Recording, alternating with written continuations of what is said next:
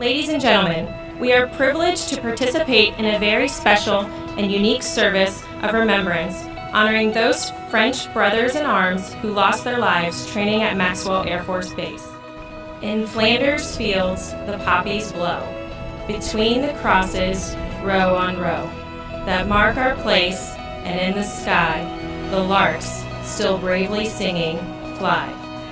Scarce heard amid the guns below, we are the dead, short days ago. We lived, felt dawn, saw sunset glow, loved and were loved, and now we lie in Flanders fields. Take up our quarrel with the foe, to you from failing hands we throw. The torch be yours to hold it high, if ye break faith with us who die. We shall not sleep, though poppies grow in Flanders fields. Military and civilian leaders attended a ceremony at Maxwell Air Force Base Thursday to reveal a statue commemorating the 100th anniversary of World War I and Air Power's entry into the armed services. 100 years later, we stand now before this statue, commemorating the lives of those brave men, their sacrifices, and the code they live by. This statue serves as one more example of the incredible relationship between the Air Force, Maxwell Air Force Base, and the Montgomery and River Region communities.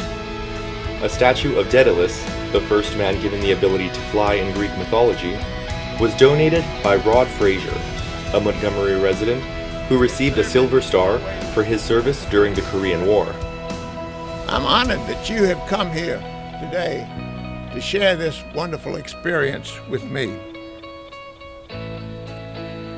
It is with a great deal of pride that we observe the centennial of World War I, and that we recognize, and this is why we are here today, we recognize the beginning of our air service.